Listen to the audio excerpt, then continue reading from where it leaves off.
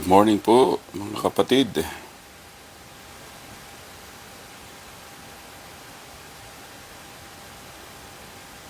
Good morning everyone.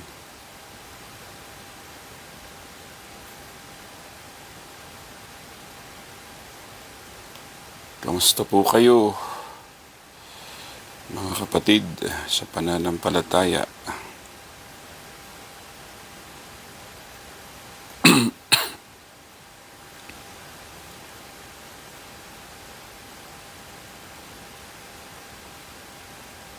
Paki-share lamang po itong video natin sa mga kaibigan, mga kakilala, mga kamag-anak, mga kaeskwela.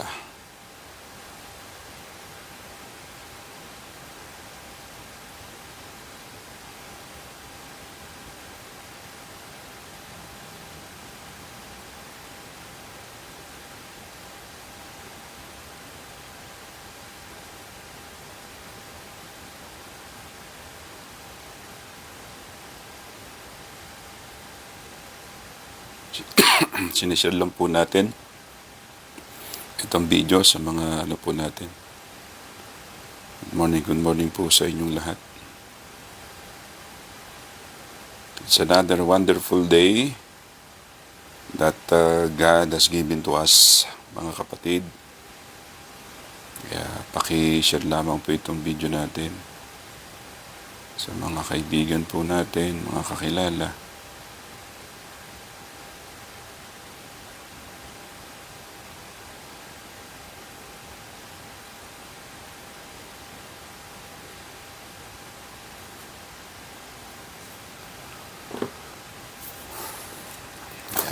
Good morning po mga kapatid. Saan man po kayo naroroon ngayon, nawa ang pag-iingat at ang pagpapala at pagprotekta ng Diyos ang laging sumaatin. Ayan. Good morning po. At happy birthday po sa mga may kaarawan ngayon at happy wedding anniversary sa mga nagdiriwang po ng kanilang mga wedding anniversary today. Pakishare lamang po itong video po natin sa mga kakilala, sa mga kaibigan, sa mga kamag-anak, ayan, sa mga kapitbahay, sa lahat, mga kapatid na po. Bagong aralin ang pag-uusapan natin, yung tanong po na, actually hindi naman po ito doctrinal, hindi ang tanong ay, ang tanong niya kasi, sabi niya, Brad, paano ba magiging malinis ang buhay or maging sagrado ang buhay gayong alam naman natin na hindi naman perpekto ang buhay, wala naman perpekto, ganoon mga kapatid. Paano daw ba? Yan po yung ating pag-uusapan. Hindi naman po ito ganoon kalalim, po. Pero inimbitahan ko po kayo na pag-usapan po natin po ito. May punto naman yung tanong niya, paano nga naman daw? Ang ginagalawa natin, itong mundong ginagalawa natin ay punong-puno ng mga tukso, punong-puno ng mga bagay na talagang aakitin ka. Yan po yung ating pag-uusapan. Good morning po sa inyong lahat mga kapatid at welcome po ang bawat isa. Brother Gilbert Abella po, sa ngalan po ng Church of Praise at Pines dito po sa Baguio. Saan man po kayo na naroroon ngayon, saan man po umaabot itong tinig, ang video na ito, kung ito po yung nakarating po sa inyo, pwede po kayong magkomento, pwede po kayong mag-comment kung saan po kayo ngayon, o kung dito sa Luzon, Visayas at Mindanao, may mga kapatid po tayo na nakikinig, nanonood po dyan sa Batanes. Shoutout sa inyo dyan sa Batanes. At sa mga kapatid natin dyan sa, dyan po sa Mindanao. Nalimutan ko yung specific na lugar Malapit lang daw dyan sa may Tawi-Tawi. Ganun. Basta't dyan. At of course, Luzon, Visayas at Mindanao. Sa mga kapatid natin sa abroad. Dyan po sa US, dyan po sa Canada, dyan po sa Hawaii, dyan po sa Guam, dyan po sa UK, no, hindi po lang kasi natin nababanggit diyan po sa Milan, Italy, no, sa Roma, sa Rome, may mga kapatid tayo diyan. Diyan po sa Turin Church of Christ, sa pangunguna ng kanilang tagapangaral na si Pastor MJ Miguel Dandin, no. Ayan, diyan sila. No, at sa mga kapatid pa natin dito sa Asia, no, diyan sa UAE, diyan po sa Malaysia, sa Thailand, saan pa? Sa Dubai, diyan po sa Hong Kong, diyan po sa Japan, sa Australia pala, meron pala tayo mga kapatid diyan na nakaantabay din sa atin. No, lagi siyang nanonood kasama ng kanyang pamilya. So yan, God bless po sa inyo. At happy weekend, mga kapatid. At pag-pray po pala natin, ang lugar po diyan sa Negros Occidental, dahil nga yung pagputok po ng Mount Canlaon, no? Pag-pray po natin ng mga kababayan po natin diyan, no? Ayan, nandito si Brother Ken Otero. Yan, mga mga sa Iloilo. Yan, tanungin natin, Brother Ken, kamusta kayo diyan? Diyan po sa Negros. Apektado po ba kayo diyan ng pagputok ng Mount Canlaon, no? Yan, paki-comment lang dito, brother. Diyan kay Brother Ken Otero. Yan po 'yung asawa ni Sister Jeanette Pagulong, no? Diyan po sa Iloilo. Yan. Comment ka lang, bro, kung kamusta kayo diyan, yung pagsabog po ng Mount Canlaon. Okay lang ba kayo diyan, brother? Pag-pray po natin ng mga kababayan natin diyan, malapit diyan sa bulkan, no? Ayan, good morning po mga kapatid. At pag-uusapan natin, tatalakayin natin, pagbubulay-bulayan po natin yung tanong na sabi niya, paano daw ba mananatiling malinis or mananatiling sagrado ang buhay natin gayong alam natin na tayo naman ay hindi mga perpekto. Dahil ang mundong ginagalawan natin ay punong-puno ng tukso, punong-puno ng mga samot-saring mga kasalanan. Paano daw mapapanatili na tayo po'y maging malinis sa harapan ng Diyos, at maging sagrado ang buhay natin sa harapan ng Diyos. Ayan po ang ating pag-uusapan. Okay, so good morning po sa inyong lahat at pakishare nyo lang po ito at happy birthday po sa mga may kaarawan. Happy birthday nga po pala kay today is February 27, kung hindi nagkakamali yan. Brother Sunday, Brad, good morning, Brad, at happy birthday po sa inyo, brother. Pagpalain po kayo ng Panginoon, Brad. Naway, marami pang taon ang idagdag sa inyo ng Diyos, at yung kalakasan. Happy birthday, Brad. At happy wedding anniversary sa mga may kaarawan ngayon ng kanilang pagsasama. Yan, kanilang wedding anniversary. Yan, good morning po sa inyo. Okay, so start na po tayo at tayo po muna ay mag-ukol po ng panalangin. Let's pray. Ama naming Diyos, salamat po sa umagang ito na ginising at binangon mo, Panginoon, ang aming mga lupang katawan upang patuloy na maglingkod, upang patuloy na magpasalamat at alay ang aming buhay para sa iyo. Sa oras na ito, Ama, ikaw po nawa ang manguna sa amin. Pairamin mo kami ng sapat na karunungan at talino at pangunawa upang lubos po naming maunawaan ang mga pag-uusapan namin sa umagang ito na may kinalaman sa aming mga paglagong espiritual. Ikaw po ang aming tinataas at nawa ay pangunahan mo kami sa pamamagitan ng Espiritu Santo. Ang lahat ng ito ay aming binabalik sa iyo, kalakipang pagsamot, papuri at pasasalamat sa pangalan lamang po ng aming Panginoong Hesus. Amen. Amen. Yan. Good morning po mga kapatid. Paano nga daw po ba mabuhay or mamuhay na merong malinis na pamumuhay or sagradong pamumuhay? Yan po ay isang tanong galing sa ating kapatid. Gusto ko lamang pong basahin po sa inyo dito po sa Awit 119. No? Babasahin ko muna sa wikang English tapos basahin natin mamaya sa wikang Tagalog. Sabi dito 119 verse 9 hanggang verse 11. Sabi ng talata ay ganito. How can a young man cleanse his way? By taking heed according to your word. With my whole heart I have sought you. Oh, let me not wander from your commandments. Your word I have hidden in my heart that I may not sin against you. Ito yung sinasabi po dito, mga kapatid, dito po sa aklat po ng awit. So sabi naman ng Tagalog ay ganito. Chapter 119 verse 9 hanggang verse 11. Paano bang iingatang maging wagas yaong buhay? Yaong buhay ng binata sa kanyang kabataan. ang tugon ay sumunod siya sa banal mong kautusan. Sa verse 10, buong puso ang hangad ko na ikaw ay paglingkuran. Sa pagsunod sa utos mo, wag mo akong babayaan. Sabi ng verse 11, ang banal mong kautusay sa puso ko iingatan, upang hindi magkasala laban sa iyo kailanman. So nakita natin po at narinig natin at marahil kayo po ay napansin nyo po yung talatang yon, na ang wika po doon, kung papaano daw na dapat maging malinis ang buhay ng isang mananampalataya or na isang tao or ng isang naglilingkod sa Panginoon, ay dapat daw sumunod sa kautusan ng Panginoon. Ang ano ba yung utos ng Panginoon? Hindi naman po mahirap, ang sabi nga ng talata hindi naman po mahirap sundin kung ikaw po talaga ay desidido talaga na sumunod sa kautusan ng Panginoon.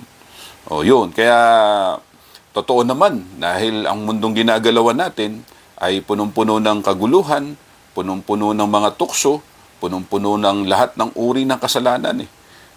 Sabi nga ng mga pag-aaral dito sa Pilipinas, lahat na siguro ng uri ng kasalanan nandito na. Nandito na lahat ng uri ng kasalanan. Number 1 nga, sabi nga, numero 1 daw ang Pilipinas sa kasalanan. Pero siyempre tayo bilang mga Pilipino, nalulungkot po tayo sa ganun. Pero wala tayong magagawa kung yun ang bansag sa atin, sa bansang ibang mga bansa. Pero ang sinasabi lang natin, mga kapatid, bilang mga Kristiyano, dapat lagi nating isasaalang-alang yung presensya ng Diyos sa buhay natin, lalo tigit tayo po na nananampalataya sa Panginoon. Kaya nga, paano tayo magiging malinis sa harapan ng Diyos? Gayong alam naman natin na hindi naman tayo perpekto, gayon alam naman po natin na wala mang pong perpekto, pero iba po kasi yung perpekto sa pagiging matuwid. Tayo po'y naging matuwid na sa harapan ng Panginoon. Naging righteous tayo in the eyes of God, but we are not perfect. Hindi tayo mga perpekto, pero righteous tayo sa harapan ng Panginoon. Doon sa mga kumilala, sa mga tumanggap, naging righteous tayo, naging matuwid tayo. Ngayon, siguro yung tanong dito na sinasabi ng kapatid, baka paano tayo mananatiling matuwid? Yan.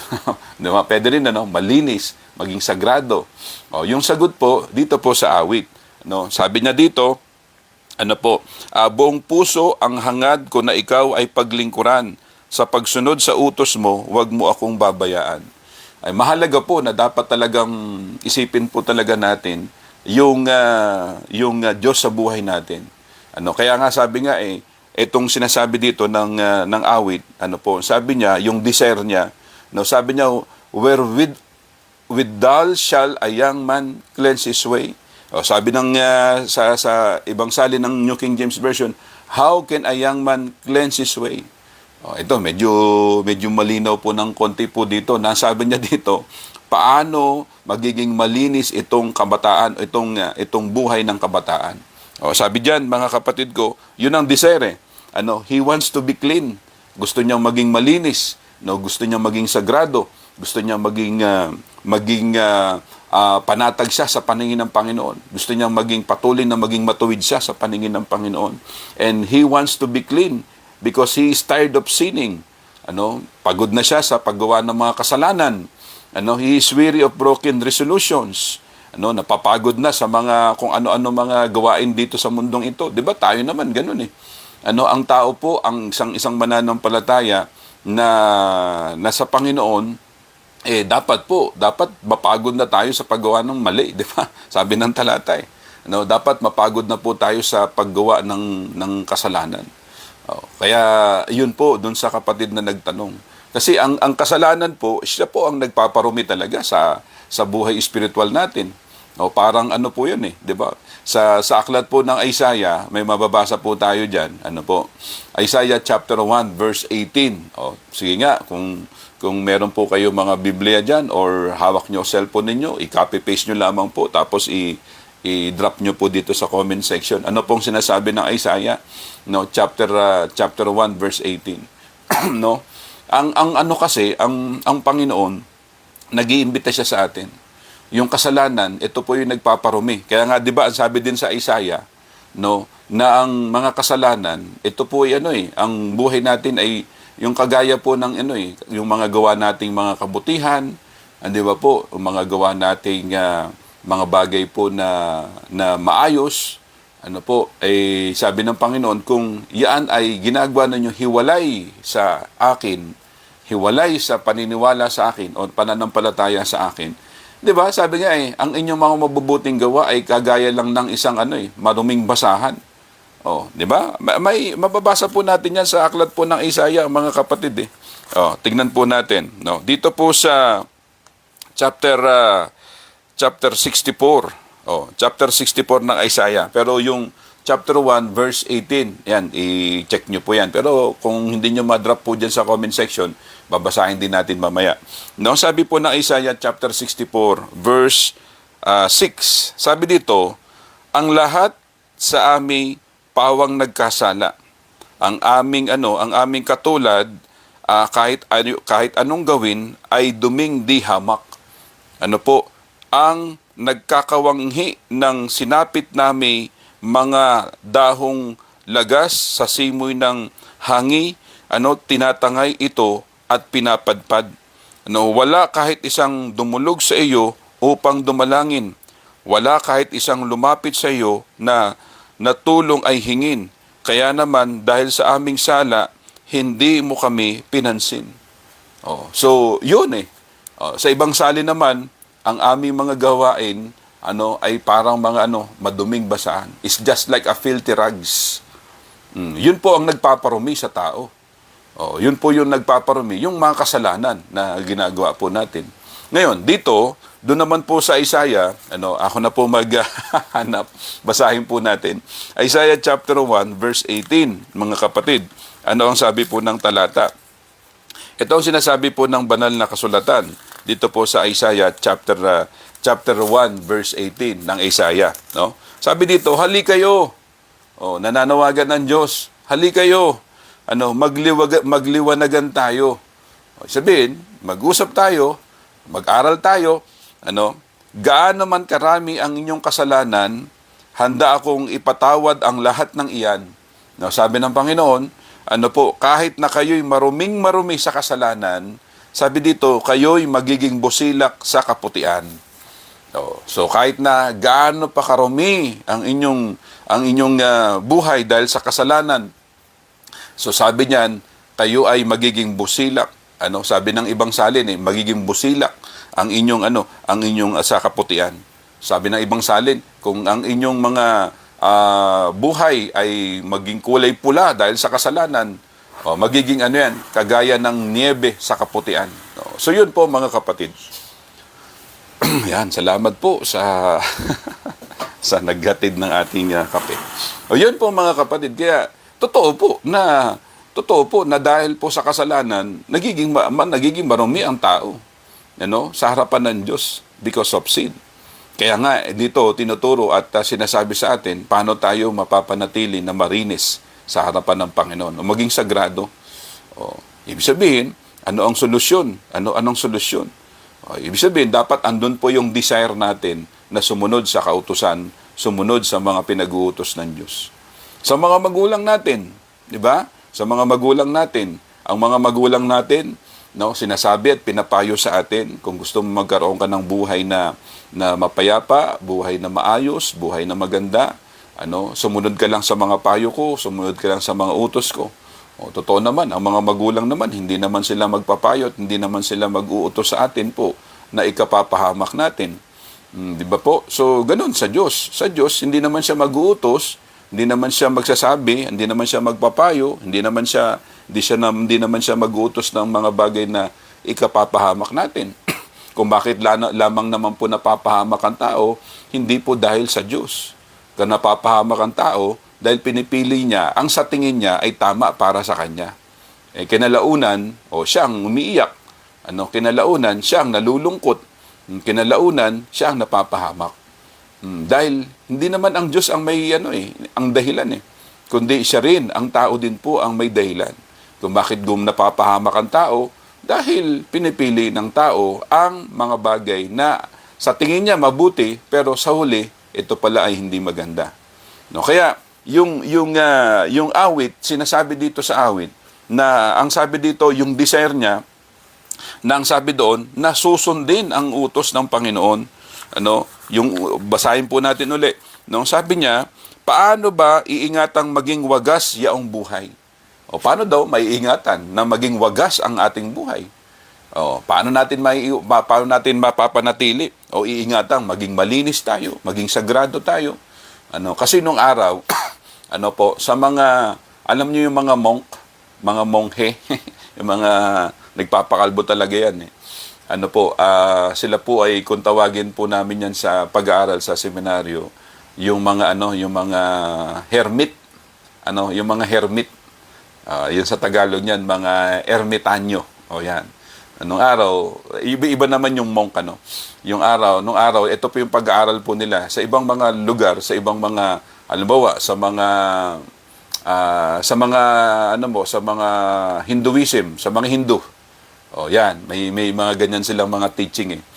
Oh, tulad halimbawa ng mga Stoic. Ayan, may mga ganyan mga teaching, mga Stoic o mga Hindu, sila po'y pumupunta sa bundok. Oh, mga monk, mga ganon. Tapos para manatiling manatiling sagrado sila, manatiling malinis ang kanilang buhay, inilalayo nila ang sarili nila sa mundo. What I mean is, halimbawa, ito sa syudad, punong-puno ng kasalanan diyan, andyan na lahat, ay yung mga pag-iinom, andyan na lahat andyan na mga beer house, nandiyan na lahat ng bisyo, nandiyan na lahat. Ang ginagawa nila, umiiwas sila, umaalis sila, pumupunta sila sa bundok para mapanatiling sagrado, para mapanatiling malinis, para mapanatiling maayos at malinis ang kanilang isip, ang kanilang buhay. Pupunta sila sa bundok. Nagiging monk sila doon. Yung iba naman, yung ermitanyo naman na mahaba naman ang mga buhok na gano'n. No, yun po ang mga mga paniwala po nila, no. Para hindi nila makita yung gawain ng kasalanan, para hindi sila hindi sila mahawaan ng gawain ng kasalanan. Hindi nila kaya umaalis sila, no, pupunta sa bundok, doon sila nag-i-stay, para hindi sila mapahawa doon sa syudad na punong-puno ng kasalanan. Yan ang may mga belief na ganyan. I-check nyo lang po mga kapatid kung ano yan, no? At yan po, yung mga Stoic naman, ang mga Stoic naman hindi naman sila, halimbawa, kapag ikaw po Stoic, mga paniwala po nila, halimbawa, hindi ka gagawa ng sobra, hindi ka gagawa ng labis. Hindi ka kakain ng marami dahil ang paniwala ng mga Stoic, dahil mamaya naman kakain ka. Ganon, katamtaman lang, ganon. Hindi ka tatawa hindi ka hahalakak. Yung ngiting parang ngiti lang na ganon. Hindi ka hahalakak. Ganyan ang mga Stoic. Hindi ka matutulog ng mahabang pagtulog kasi bukas or mamaya matutulog ka uli. So, everything na excess, everything na sobra, yun ang hindi ginagawa ng mga Stoic people. Hindi ka kakain ng marami dahil hindi ka gagawa ng sobra-sobra dahil mamaya gagawa ka rin naman. Yun ang paniwala po nila. Ngayon, ano ang kinalaman nito sa ating pinag-uusapan? Yung ilalayo mo yung sarili mo sa gawain ng mundo, gawain ng kasamaan para hindi ka mahawa sa gawain ng kasalanan, or lahat ng ito nang nabanggit po natin. Ngayon, isa lamang po ang tiyak. Isa lamang po ang tiyak. Ang tiyak po dito, dapat andun po talaga yung desire natin. Ang tiyak po dito, dapat andun po talaga yung desire po natin na gawin ang mga pinag-uutos ng Panginoon. Kaya nga, 'di ba, sabi dito, yaong buhay ng binata sa kanyang kabataan, ang tugon ay sumunod siya sa banal mong kautusan. Sumunod siya sa banal mong kautusan. Well, kasama na rin doon. It could be na pwede mong ilayo din ang sarili mo di ba? Yung mga tinuturo natin, base sa sinasabi ng Biblia, na pwede mo ilayo din ang sarili mo. Alam mo, kung may mga kaibigan ka, hindi naman to the point na mangbubundok ka. Hindi naman na to the point na talagang magiging monghe ka. Di naman to the point na gagawain mo yung mga stoiko. Hindi naman ganun. Di naman to the point na talagang i-isolate mo talaga yung sarili mo para lang sabihin po na ay nilalayo ko yung sarili ko para sa kasalanan. Ang sinasabi lamang po, ilayo mo lang yung sarili mo sa mga tao, na ilayo mo yung sarili mo. Pipili ka talaga ng tao. Kaya nga sabi po ng Korinto, 'di ba? Ang mga kasamahan na masama, ito po'y nakakapagpaano ng isip natin. Saan ba natin makikita yan? Sigurado sa Korinto po yan. Yung pag ang kasama mo ay hindi mabuti, sigurado, mahahawa ka dyan. So yun, mga kapatid. Kaya hindi naman i-isolate, kundi bibigyan mo ng distansya ang sarili mo. Dahil yun kaya sabi doon, habang sinusunod mo ang kautusan, habang sinusunod mo yung payo ng Diyos, habang ikaw po'y sumusunod sa mga gusto ng Panginoon, kailangan you have to give distance. Magbigay ka ng distansya sa sarili mo sa mga tao po na hindi po maganda ang impluwensya sa iyo, sa mga tao po na hindi makatutulong sa iyo spiritually. Ganun yun. Para mapanatili na malinis ang iyong kaisipan, ang iyong buhay, maging sagrado. Paano kung halimbawa, Kristiyano tayo, lagi nating kasama yung mga tao po na gumagawa din ng mga kasalanan, namumuhay sa kasalanan. Araw-araw sila din ang kasama mo. That time will come, mahahawa ka dyan, kapatid.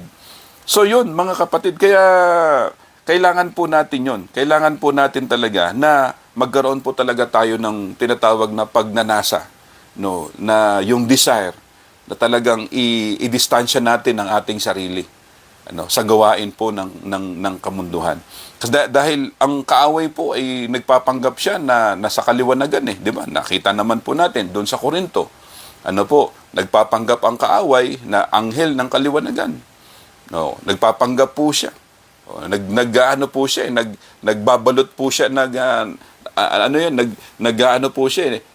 nababalot po siya ng mga gawain ng kabutihan, pero pag tinignan mo, pinag-aralan mo, makikita mo na pala ito, ganito pala ang buhay niya, ganito pala ito.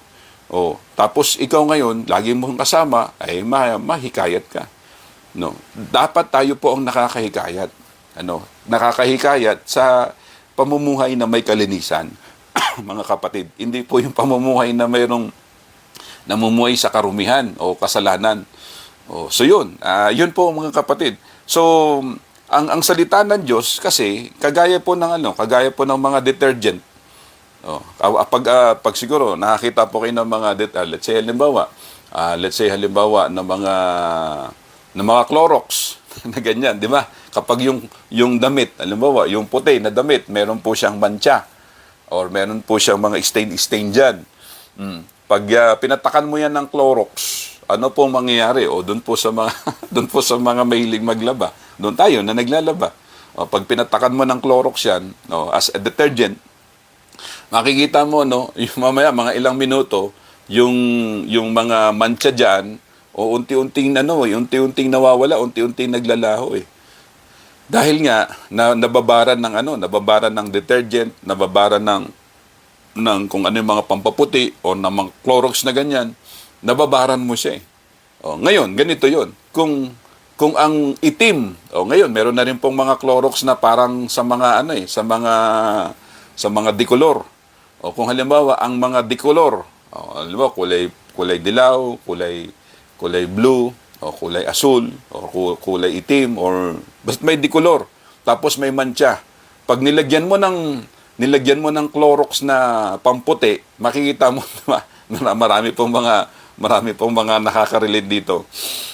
Tapos nilagyan mo ng Clorox na pamputi, ano mangyayari doon? 'Di ba po? Papangit ang kulay kasi magiging puti yung magiging puti yung kulay dilaw, kulay asul na t-shirt or damit or tela, or kulay itim. Magiging puti 'yun. Pangit. Hindi matatanggal nga yung detergent o matatanggal nga yung dumi, mancha, pero tanggal din yung kulay ng pinakakulay ng tela. 'Di ba? Pangit naman 'yon. Kaya ngayon meron na pong mga detergent po na pang-decolor. Oh, may ganun. Hanap po kayo. Hanap po kayo yan. Ayan, yung color safe. Oh, yan, sabi ni Sister Mabel. Opo, yung may pang-decolor na. Kaya pwede kang maglagay. Alam mo, yung decolor mo, may mancha, pwede mong lagyan ng Clorox na, yan, yung color safe nga, na pwedeng ganon. Na hindi maapektuhan ng kulay, pero matatanggal po yung mga mancha. May ganun na. Dati, di ba, yung ano lang yung ito nga ano po, na kahit na ano po, pamputi lang. No? Pamputi lang na Clorox.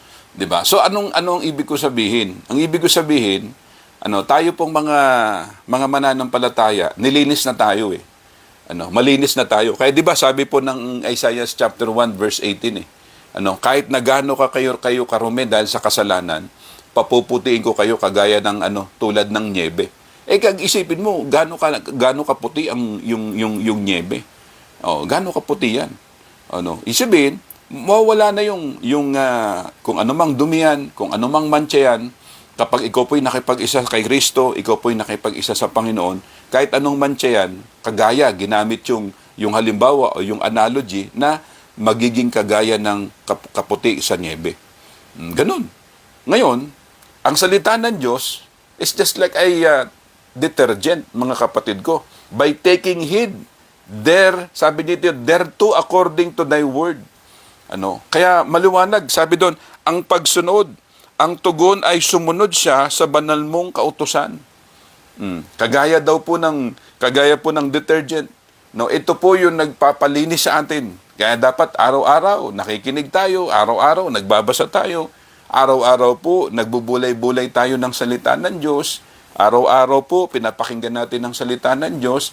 Magbasa tayo kasi alam niyo ang pagbabasa ng Biblia or pagbubulay-bulay ng salita ng Diyos, ano po ito, mga kapatid nakakapag din ng isip natin meron ako nakausap na ganyan sa ikapatiran natin. Sabi niya, ako Brad, ilang taon na ako, 18 na ako mahigit.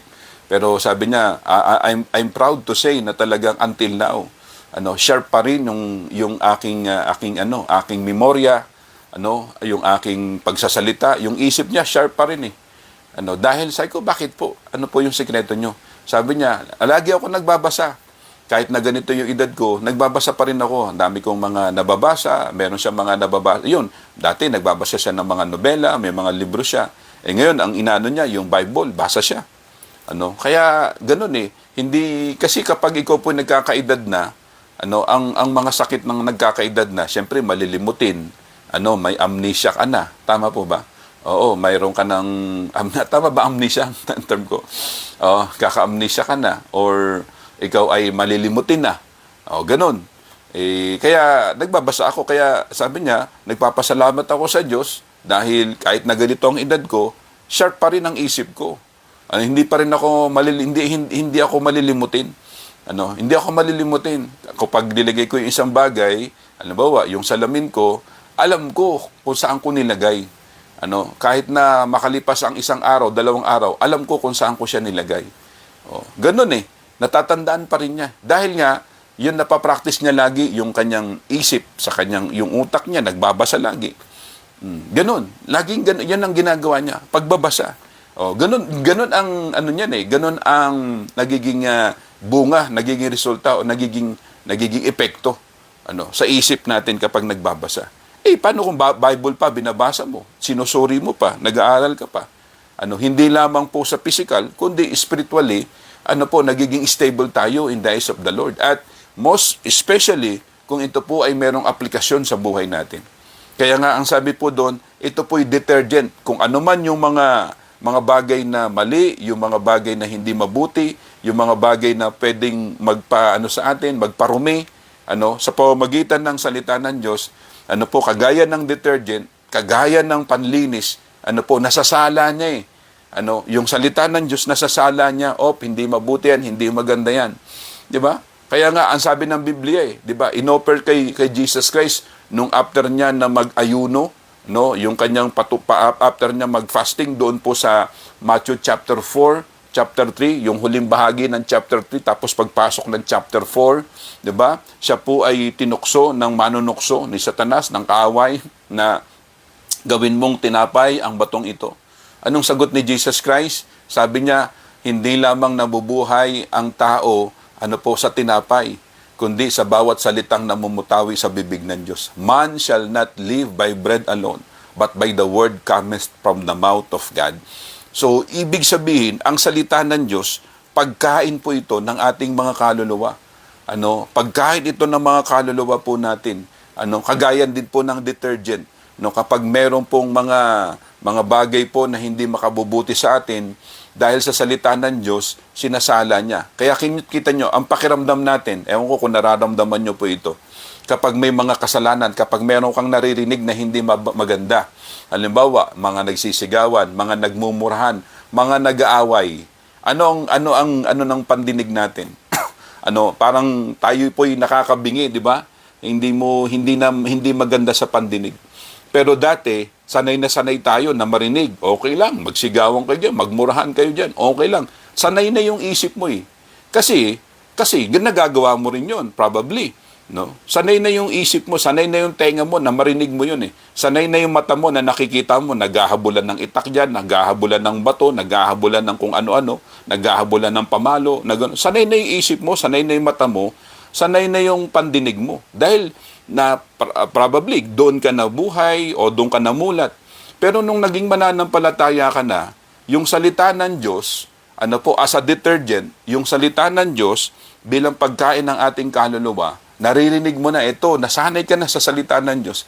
Ngayon, kapag ikaw ay nakapakinig o nakakita or na-witness mo yung mga gawain na hindi maganda, parang di ba? Parang ayaw mong tignan, ayaw mong pakinggan, ayaw mong makisalamuha, ayaw mong makiisyoso dahil iba na yung buhay mo eh. Sinasala na yan sinasala na yan ng salita ng Diyos na sa buhay mo. Sinasala na yan ng spiritual life mo. Kung ano yung nakikita, kung ano nakikita mo, kung ano naririnig mo. Kaya ikaw ngayon, inihiwalay mo yung sarili mo, distansya ako, ayaw mong makita, ayaw mong marinig, ayaw mong makisyoso dyan. Halimbawa, kapag may mga naririnig ka na mga chismisan, let's say, marites, tapos nandun ka, ano ang response mo? Bilang mananampalataya. Di ba? Ang response natin, dati, nakikisawsaw tayo. Talaga? Di ba? Talaga ba? Ganun ba talaga? Hindi. Minsan, dinadagdagan pa natin. Minsan, nakikigatong pa tayo.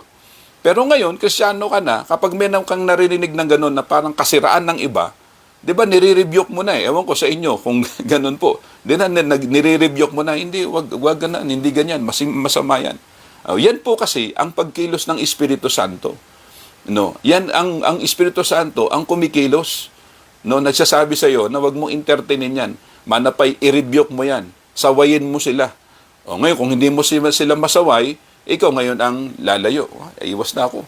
Kasi hindi mabuti ang pinag-uusapan ninyo. Kasiraan ng ibang tao yan eh. Sa mga may bisyo. Ganun.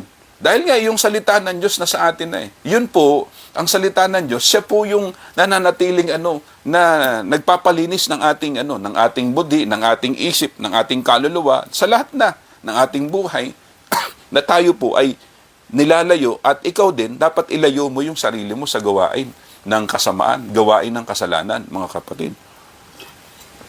Dahil sa ang salita ng Diyos, kagaya po ng detergent, kagaya po ng dugo ni Kristo. Ang dugo ni Kristo ang siyang naglinis sa ating mga kasalanan. So the Bible, to clean up our lives, nang sabi po doon, now you are clean through the word. Nang sabi po ng John chapter 15 verse 3. Basahin po natin. John chapter 15 verse 3. Ano ang wika po sa atin, Sabi ng talata ay ganito. Sabi ng talata, nalinis na kayo sa pamamagitan ng salitang sinabi ko sa inyo. So si Jesus Christ ay may sabi, nalinis na kayo sa pamamagitan ng salitang sinabi ko sa inyo. Doon din po sa Efeso 5:26. Ano naman ang wika po sa atin po dito? Efeso 5:26. Sabi dito, upang ang iglesia ay italaga ng Diyos matapos linisin sa pamamagitan ng tubig at ng salita. Mm. Ayun po. Kaya yung salita ng Diyos na siyang ating naririnig, napapakinggan, ito po ay naglilinis just like what detergents does or do or did. Ano? Kung ano yung ginagawa niya, kung anong ginawa niya, kung ano yung gagawin niya. Kagaya ng mga detergent. Ang salita ng Diyos ay panlinis sa ating mga budhi, sa ating mga kaluluwa, sa ating mga buhay. Oh. So, kaya ngayon, ang magiging resulta po niyan, ang magiging epekto po niyan sa atin, inilalayo tayo. No, na dati nai-enjoy mo pa na marinig ang mga murahan, nai-enjoy mo pa ang marinig ang mga sagutan, ang mga pang-insulto, mga ganun. Nai-enjoy mo. Pero ngayon, dahil nga sa salita ng Diyos, sinasala niya ngayon, hindi yan mabuti, hindi yan maganda. Ngayon, ikaw naman ngayon, posibleng sasawayin mo, i-rebuke mo sila, or posible na ikaw na lang ang lalayo. Ihihiwalay mo na lang yung sarili mo. Kasi epekto po yan ng salita ng Diyos na naririnig na natin. Epekto po yan ng salita ng Diyos na nananangan sa atin. Ngayon, kung halimbawa, ikaw, mananampalataya ka na, tapos wala pa ring pagbabago na sa pag may mga nag-aaway, mga nag-uusapan na ganyan, nagmumurahan, okay lang sa'yo, nag-i-enjoy ka. Baka may problema po. Baka may problema yung ating relasyon sa Panginoon. Ito lang naman po ito naman po ay sariling salita lang naman.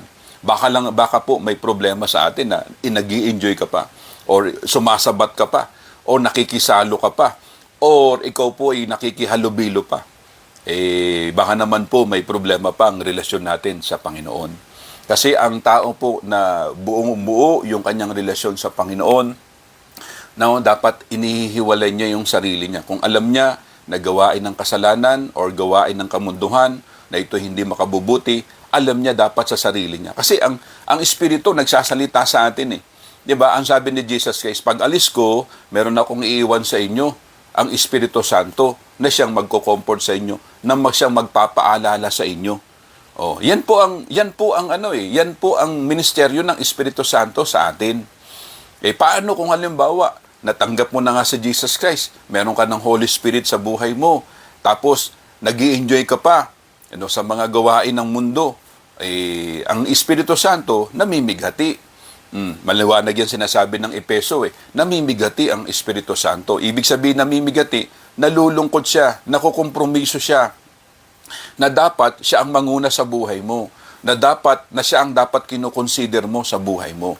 Pero dahil nga ini-enjoy mo pa, yung bang wala ka pa rin pagkakaiba sa iba, wala, hindi po yun. Hindi po yun magiging sagrado ang buhay natin kapag ganun. Ang tao pong sagrado ang kanyang buhay, malinis ang buhay, kapag nakakita siya, nakapakinig siya, nakita niya ang mga bagay na hindi mabuti, possible na posibleng i-rebuke niya, after noon, possible na ilalayo niya yung sarili niya, iiwas siya. Ganun lang sa simpleng salita, iiwas niya yung sarili niya. Pero kung nandun ka pa rin, nag-i-enjoy ka pa rin, nakikisalamuha ka pa rin, may problema ang ating relasyon sa Panginoon. Kasi kung walang problema ang relasyon natin sa Panginoon, mga kapatid, sinabi ng Panginoon, sinabi na ng Espiritu Santo sa iyo, na huwag kang makiisa dyan, huwag kang makisama dyan, dahil hindi yan makabubuti sa iyo. Boom! Diba? Anong sinasabi ng banal na kasulatan? Tatingnan po natin. Ito po kasi yung sabi ng talata dito po sa unang Juan, chapter 2. Sabi ng Biblia, ito yung gawain ng sanlibutan Sabi dito, huwag niyong ibigin ang sanlibutan o ang mga bagay sa sanlibutan. Ang umiibig sa sanlibutan ay hindi umiibig sa Ama. Sapagkat ang lahat ng nasa sanlibutan ang nakapupukaw sa masamang pita, sa laman, ang mga nakakatukso sa paningin at ang karangyaan sa buhay ay hindi nagmumula sa Ama kundi sa sanlibutan. Sabi ng verse 17, mapaparam ang sanlibutan at lahat ng kinahuhumalingan nito, ngunit ang sumusunod sa kalooban ng Diyos ay mabubuhay magpakailanman. You see, mga kapatid ko, ang Biblia ay laging nagsasabi at laging nagpapaalala na dapat tayo po'y mamuhay ng may kalinisan, mamuhay po ng may kabanalan, mamuhay po ng sang-ayon sa kalooban ng Diyos. Kaya nga maliwanag po, sabi doon, ngunit ang sumusunod sa kalooban ng Diyos ay mabubuhay magpakailanman. Ang tanong, ano po ba ang kalooban ng Diyos? Ang kalooban ng Diyos ay gumawa tayo ng mga bagay na kabutihan. Ang kalooban ng Diyos, mamuhay tayo sa kabanalan. Ang kalooban ng Diyos, ihiwalay natin ang ating mga sarili sa gawain ng kasamaan. Kailangan babantayan natin ang ating sarili. Yan, tama po. Tama po sa Proverbs chapter 4, verse 23. Above all else, guard your heart, for everything you do flows from it. Bantayan natin ang ating mga puso. Kasi kapag hindi guided o hindi natin nababantayan ang ating puso, sigurado ipapahamak tayo nito eh. Di ba? Ipapahamak natin tayo nito. What I'm trying to say is, kailangan kung ano yung dinidikta ng espiritu, maging tayo doon, maging aware tayo doon. Maging sensitibo po tayo doon. Kung ano yung dinidikta, wag ka sasama diyan. Hindi maganda yan. Iwasan mo yan. Distansya ka diyan. Wag ka nang magdalawang isip. Gawin mo na 'yon. Gawin mo na 'yon. Mas maganda, kasama natin lagi ang mga kapwa mananampalataya natin. Kasi sabi nga kapag kapwa mananampalataya natin ang kasama natin, may mga kanya-kanya tayong pananagutan eh. Kasi alam niya na yung totoo, alam mo na yung totoo. Pero pag mga kasama mo, hindi po mga mananampalataya o namumuhay sa kasalanan, wala silang pake. Di ba? Lahat sa kanila, welcome. Magmura ka dyan, mag-away kayo, okay lang, mag-i-enjoy pa yan. Bibidyohan ka pa para maging viral ka. Di ba? Ganun eh. Ganun mga kapatid. Mga kapatid, correct me if I'm wrong, pero ganun po ngayon po ganun ang kalakaran. Naghahanap sila ng video na magiging viral. Sige, maglaban kayo. Bibidyohan ko kayo. Sige, magsalpukan kayo. Magbibidyohan ko kayo. Magba-viral kayo. Sige, magtalo-talo kayo. 'Di ba? Para mag-viral ginagawa ng content 'Di ba? Iba, tandaan natin, iba na ngayon ang panahon natin ngayon. Iba na ang panahon natin ngayon.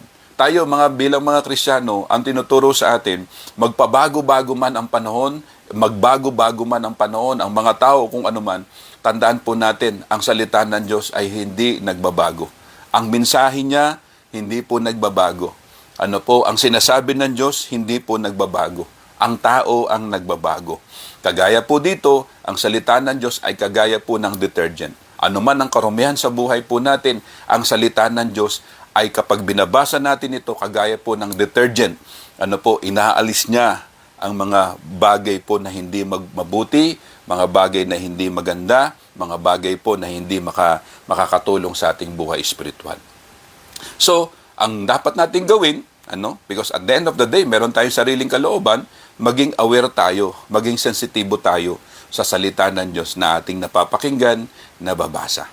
Okay? At saka sa Espiritu Santo na nagsasalita sa bawat isa po sa atin. So yun po mga kapatid ko. Kaya yung detergent na salita ng Panginoon, yan po. Kaya nga sabi diyan, no sin too stubborn for the Bible to eradicate. Walang kasalanan na malaki, walang kasalanan na mabigat. Kapag tayo po'y nasa Panginoon, lahat ng uri ng karumihan, lahat ng uri ng kasalanan yan, if we're going to allow ourselves to be with the Lord, to accept Jesus Christ's invitation, then, right there and then, nililinis tayo. Kaya nga, di ba, sabi po ng Isaiah, chapter 1, verse 18, kung yan ay gaano kakarumi, yan ay papuputiin ko kagaya tulad ng niebe. Yung ibang salin, tulad ng bulak naman ang ginamit. So yun, mga kapatid. Kaya nga, ang pagbabasa ng Biblia, kaya sabi doon, no stain too tough for modern cleansers. Wala pong mga stain or mga mancha or mga dumi na yan. Kahit gaano pa katitiba yan, kahit na nagsitigas na yan, or kahit na yung damit mo na pag pinatong mo sa lamesa, tumatayo ng kanyang sarili dahil nga po sa katigasan or dahil nga po sa dumi. Pero kapag yan po'y binamad mo sa detergent, binamad mo yan, lalambot at lalambot yan. Same with our situation. Same with our relationship with Jesus. Walang matigas na buhay, walang matigas na pamumuhay o kasalanan kung ano man yan. Kapag tayo po'y nakababad sa presensya ng Diyos, nababad po ang ating sarili sa salita ng Diyos, lalambot at lalambot. Paano naman yung mga tao na ayaw nila? Mananatiling matigas sila. Di ba? Mananatiling ma-pride sila. Ganun eh. Yung sinasabi po yung katwiran na, hindi, ako naman nakikipag-usap sa Diyos. No, meron kaming personal na relasyon. Ay, sa tingin mo lang, meron kang personal na relasyon. Yung mga ganong mga katwiran, meron kaming relationship ni Jesus Christ. Pag inimbitahan mo sa church, ayaw nga umatin. Alam niyo yun, yung kanyang pakikipagrelasyon sa Panginoon ay yung, yung sarili lang. Wala namang problema kasi meron naman tayong yung individual relationship with Jesus Christ. Pero, mga kapatid ko, kapag ganun ang katwiran natin, sablay po yun. Kasi dapat nating ilapit talaga ang ating sarili sa Panginoon. Tatanggapin natin siya. And of course, yung mga tao sa paligid natin, yung mga kapatiran, kapwa nating mananampalataya, makisalamuha tayo sa kanila. Makisalamuha. Wag nating ihiwalay yung ating sarili na to the point na ang kakatwiran po natin hindi naman ako naman ay merong relasyon kay Kristo eh. Nagpe-pray naman ako eh. So, walang masama ang manalangin kung talagang nasa puso. Ang lang po, yung katwiran po, kasi ginagamit ng kaaway din yan, mga kapatid ko. Huwag ka nang umatin doon. Huwag ka nang sumama doon. Manalangin ka na lang sa Panginoon, sa Diyos mo. Ganon. Mali po yun. Ang tama po, dapat ilalapit talaga natin yung ating sarili. Pagsunod, sabi nga yung pagsunod. Kaya 'di ba sabi ng talata, sabi po ng awit 133, napakaligaya at kahanga-hanga sa ating pagmasid. Na nagkakaisa, laging sama-sama na magkakapatid. So yun, 'di ba? Yan po yung mga kapatid na mahalaga po na talagang tayo'y kasama natin ang mga kapwa natin mananampalataya. Paano kung halimbawa ang kasama mo, ang mga manginginom din? Ang kasama mo, mga manginginom din, namumuhay din sa kasalanan. Tapos nagkaroon ka ng problema.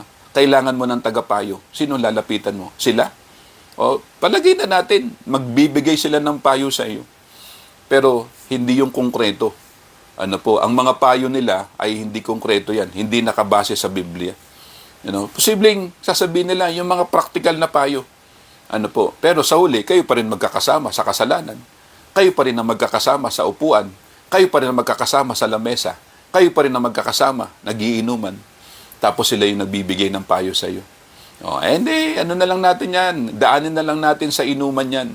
Daanin na lang natin sa ganito yan. Para mawala yung problema mo. Di ba? Typical, yan po ang mga pinapayo sa atin. Pero iba po ang payo ng isang Kristiyano, ng isang may takot sa Diyos, ng isang naglilingkod sa Panginoon. Iba yung payo niya. Talagang aakayin ka niya sa kabutihan. Dumalo tayo, magpuri tayo, sige, ipagpipray ka namin. Maraming magpipray para sa iyo. Ganun yun. Paano kung ang lagi mong kasama? Kaya nga, di ba, sabi nga tell me who your friends are and I will tell you who you are. Yun eh. Sablay kapag ganun eh. Totoo naman ang kasabihan na ganyan. Sabihin mong sa akin kung sinong kasama mo, sasabihin ko sa iyo kung sino ka. Bakit po? Dahil malaki po ang impluwensya ng mga tao sa paligid natin. Kaya nga yung tanong, sino ang lagi mong kasama? Kung siyang lagi mong kasama, posible na vice versa, posible na ikaw ay nai-impluwensyahan niya or ikaw ang nakaka-impluwensya sa kanya. Hindi mawawala yung dalawa doon. Nandun yan. Kaya ang tanong, sino ang lagi mong kasama? Kung sinong lagi mong kasama, posible na kung ano yung ugali niya, nahahawa na rin yung ugali mo sa ugali niya. Vice versa na naman. Or nahahawa yung ugali niya sa ugali mo. Depende na naman kung ano yung sitwasyon. So, yun ang sinasabi po natin. Kaya nga, dapat lagi pong may desisyon. Kaya nga, ang sabi po ng verse 10, dito po sa awit 119, ano po yung sabi ng talata? 119 verse 10. Ito po yung decision po ng mga awit. Sabi dito, 119 verse 10. Sabi dito, buong puso ang hangad ko na ikaw ay paglingkuran. That is his decision. Sa pagsunod sa utos mo, wag mo akong babayaan. So, kailangan merong pagpapasya, merong desisyon. Kung gusto po natin talagang mapabuti, manatiling malinis, manatiling sagrado, you have to take heed, sabi nga the word of God. Sundin, you have to comply, you have to obey, sa salita ng Panginoon. Ngayon, after all, Ang Panginoon naman, hindi ka naman niya pababayaan eh. Sinusunod mo yung utos niya, but along with that, kasama mo siya. Ngayon, kapag kasama mo ang Panginoon sa buhay mo, hayaan mo lang siya na manguna dahil ilalayo ka niya sa kapahamakan iniingatan ka niya, ilalayo ka niya sa karumihan, nilalagay ka niya at ikaw po'y inaakay niya patungo sa kabanalan. Ganun. Alangan naman akayin ka ng Diyos patungo sa kasalanan. Alangan naman akayin ka ng Diyos patungo sa karumihan. Alangan naman akayin ka ng Diyos patungo sa kapahamakan. Hindi. Aakayin tayo ng Diyos patungo saan? Patungo sa kabanalan. Patungo sa kaputian, kalinisan, kasagraduhan ng buhay. Kapayapaan, kabanalan, kabutihan.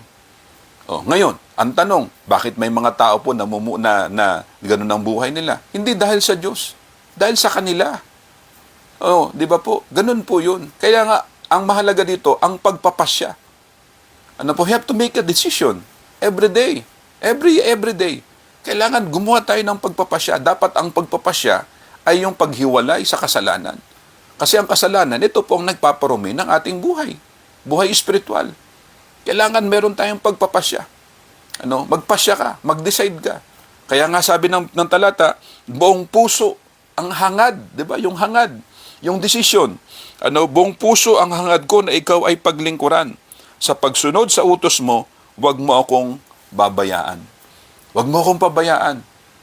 Ganun, hindi naman tayo pinababayaan ng Diyos kung bakit marami pong napapahamak. Not because of God, not because of our Lord, but because of us. Dahil yung mga desisyon po natin minsan, palpak. Yung mga desisyon natin minsan, sablay. Ganun mga kapatid. Kaya kung ang desisyon mo kahapon, palpak, tika muna, may problema. Kung ang desisyon mo nung mga nakaraan ay sablay, hindi maganda ang resulta, tika muna, baguhin mo. Mag-iba ka ng mag-iba ka ng pasya, mag-iba ka ng formula, no? Ibahin mo formula mo. Sundin mo ang Panginoon. Subukan mong sundin ang Panginoon. Ito yung formula na hindi ka magsisisi. Kaya sabi ng Biblia, ang sabi ni Solomon, trust in the Lord with all your heart. With all your heart. And lean not on your own understanding. In all your ways, acknowledge Him, and He will direct your path straight. Ito na.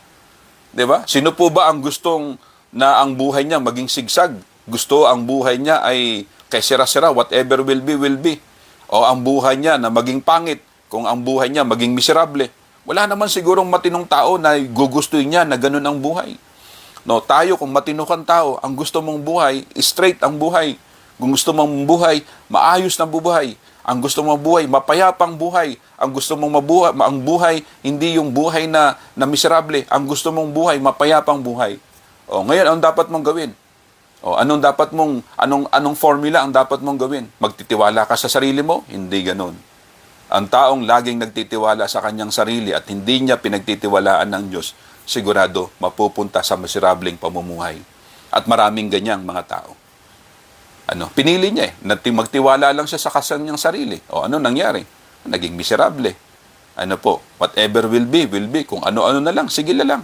Parang walang direksyon ng buhay. Pero sinasabi na ng Biblia, mga kapatid, sinasabi na ng Biblia, ang gagawin mo, sundin ang Biblia. Ang gagawin mo, sundin ang utos ng Panginoon. So, you have to make a decision.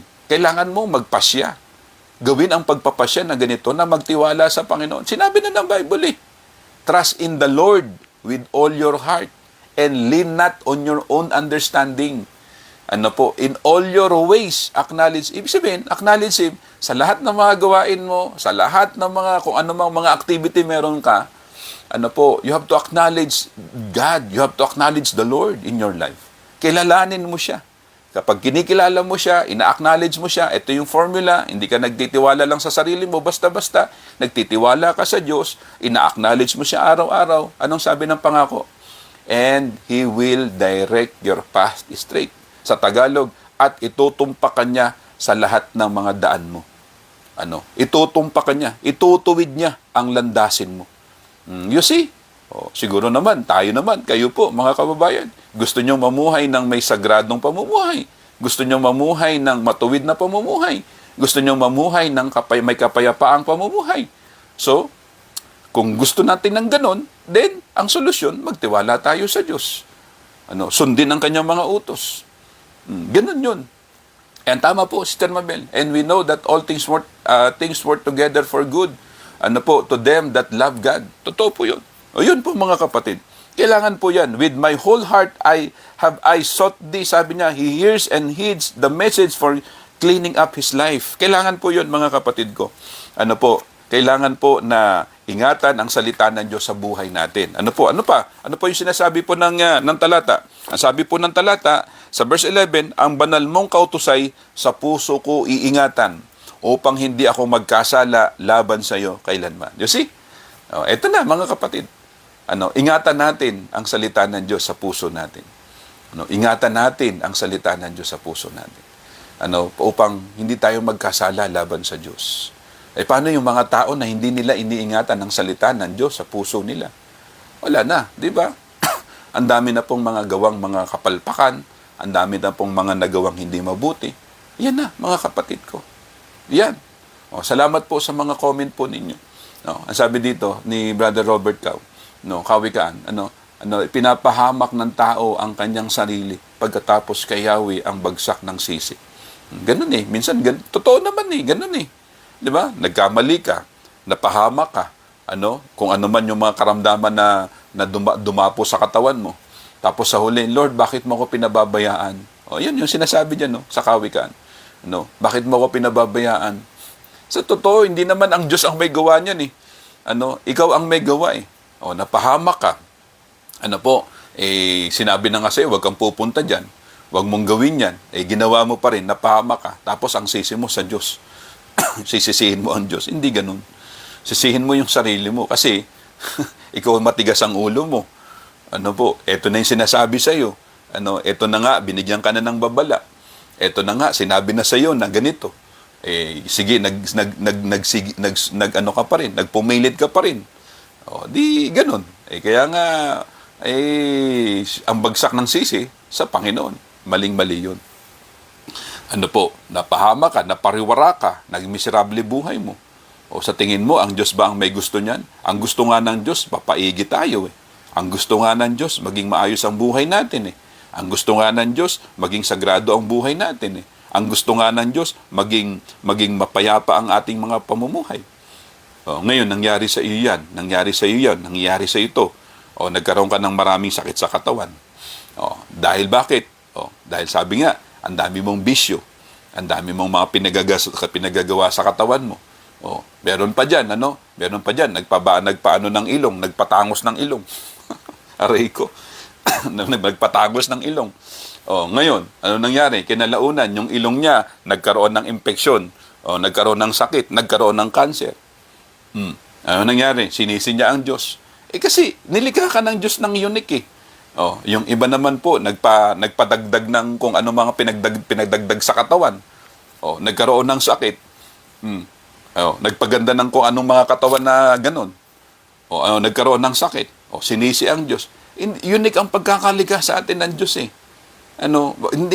hindi mo kailangan baguhin yan dahil para lang maging maganda ka, maging gwapo ka sa paningin ng mata ng tao. No. Unique ang pagkakagawa sa atin ng Diyos. Ganun po, mga example yan. Ang dami mong sakit ngayon. May cancer sa ganito, may cancer sa ganun. May mga nararamdaman sa ganito. Sisisihin ba natin ng Diyos? Dapat sa atin, tayo. Dahil tayo po ang kumakain, tayo po kung ano-ano mga pinapasok natin sa loob ng katawan natin. Yun po yung sablay. Kaya dapat magpasya po tayo na ang salita ng Diyos, ingatan natin sa puso natin. Tama naman yung kapatid paano daw mapapanatili? Ito yung sagot. Para mapapanatiling malinis ang buhay natin, maging sagrado, ingatan natin ang salita ng Diyos sa puso natin. At sundin natin ito sa araw-araw na ating mga pamumuhay. Kasi gusto ng Diyos, lagi nating isusuko ang ating buhay sa Kanya. Araw-araw, God calls for surrender in the deepest part, in the deepest way in our heart. Suko natin ang ating sarili. At palalimin natin ang ating relasyon sa ating Panginoon. Kaya yon mga kapatid. Kaya ulitin natin, ang sabi ng talata, upang hindi ako magkasala laban sa iyo kailanman. Ano po, kailangan po ingatan natin ang salita ng Diyos sa buhay natin. So yun mga kapatid, salamat po sa kapatid na nagtanong. Kailangan po natin na magpasya, kailangan i-desire talaga natin, kailangan isa puso talaga natin at ingatan natin ang salita ng Diyos sa ating buhay para mapanatili na maging sagrado, malinis ang ating buhay araw-araw. Kung may mga nakikita tayo mga tukso, ilayo mo na sarili mo, distansya ka na. Kung may mga nakikita ka na nag-aaya or kung ano man na sa mga gawain ng sanlibutan or kung ano man, ilayo mo na ang sarili mo kasi hindi na yan makabubuti. In the long run, ang pagganyan ang ginagawa natin, lagi mong ginagawa yan, ang mangyayari diyan, may enjoy mo na ngayon ulit ang gawain ng sanlibutan. Mas maganda na i-enjoy natin ang gawain ng para sa Panginoon. Yan, tama po. 1 Corinthians, Sister Tita, good morning po sa inyo. Yan, tama po. 1 Corinthians chapter 15, verse 33 hanggang verse 34. Maganda po yan. Sama nyo na yung verse 35. Yan. So, salamat po sa inyo mga kapatid at sa kapatid na nagtanong, pagpalain po kayo ng Panginoon at patuloy na ingatan lagi natin ang ating sarili at ang ating relasyon sa ating Panginoon. Ingatan natin lagi.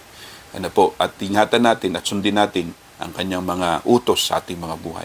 Sa huli, tayo rin naman po ang magbibenepisyo niyan. Tayo rin naman po ang makikinabang niyan sa ating buhay espiritual. God bless everyone. At pakishare nyo lamang po itong video po natin.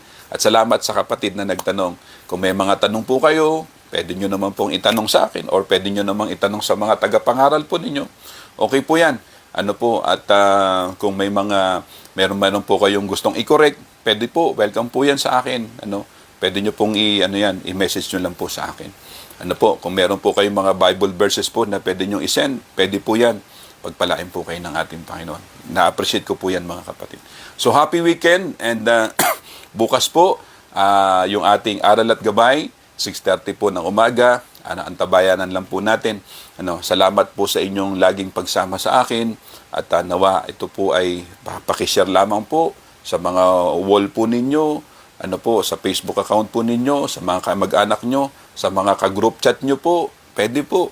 Lahat pwede. Ang mahalaga po, sama-sama natin na ipinapangaral, na ibinabahagi ang mabuting balita.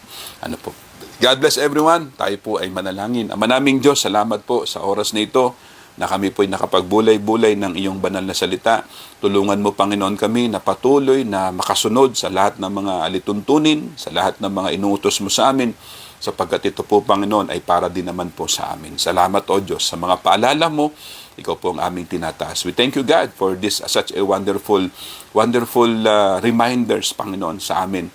For us to do, Father God, dahil ito po'y napakamahalaga sa buhay namin na gusto po namin na manatiling malinis, sagrado ang aming buhay. Mangyayari lamang po ito, Panginoon, kung susundin ka namin, kung ihihiwalay namin ang aming mga sarili sa gawain po ng kasalanan. Salamat sa mga paalala. Ingatan mo kami, pagalingin mo ang may mga karamdaman, patatagin mo, Panginoon, ang mga nanghihina. Ikaw po ang Diyos po namin naway na palaging maitaas sa aming mga buhay at ikaw po ang aming Panginoon na hindi po nagkukulang sa amin. Salamat sa mga pagpapala na aming tatanggapin. Ang lahat ng ito ay aming sama-samang panalangin sa pangalan lamang po ng aming Panginoong Jesus. Amen. Amen. God bless everyone. Keep safe, keep healthy. Ingat-ingat po tayo mga kapatid. See you again tomorrow. God bless po.